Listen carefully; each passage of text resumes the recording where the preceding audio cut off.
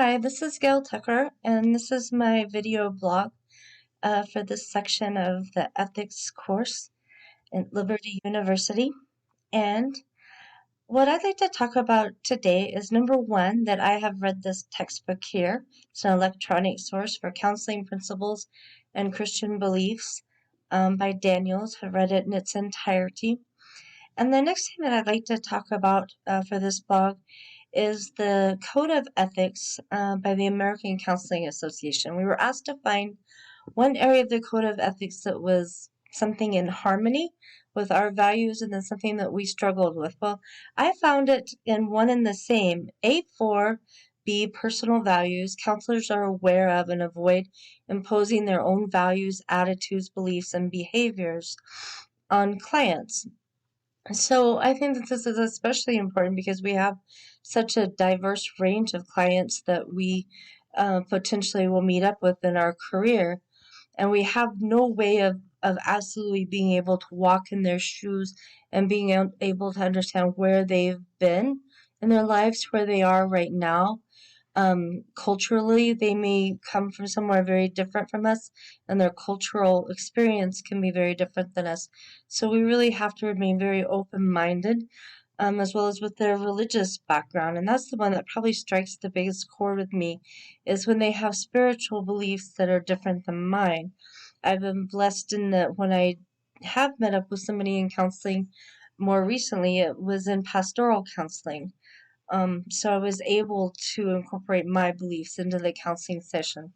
However, there was one time when a person came in, although they wanted that, they soon found out that their problem that they were facing was definitely a spiritual issue, but they didn't like what the Bible had to say about what they should do. And this had to do with a male. He had been married for about 20 years, had 3 children, and over the past 15 years had been having extramarital affairs the whole time, and his wife just found out about it. So they were in marriage counseling with someone else, and he came to me to discuss some things. And one of the things that he brought up that I found so hard to swallow as a middle-aged woman myself with kids is that he was really thinking about whether he should stay in the marriage based upon whether his wife would lose some weight and do the things that she wanted him to be. He had written out these red lines of things that he could accept and not accept in the marriage. And so one of those red lines was that he couldn't be with anybody who wasn't physically in shape.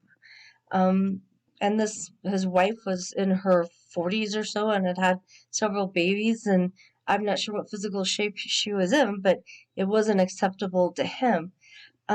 He also said that he had to be attracted to whoever he was with, and then he was no longer attracted to his wife, and that's why he was having these extramarital affairs, and just various things that really struck a chord with me, that was hard to come to grips with.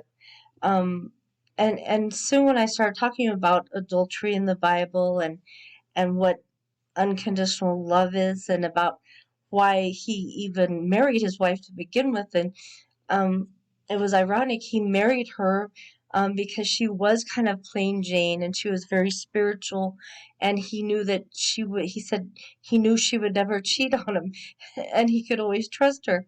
It was so ironic and so hard to swallow all of this.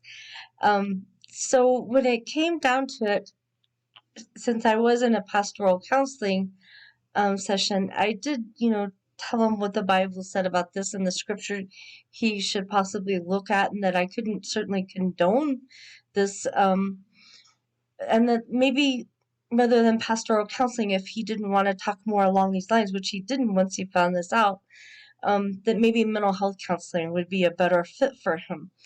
And so I referred him out to a mental health counselor there in our office so he could work more on this. He certainly didn't want to hear any more about my spiritual beliefs.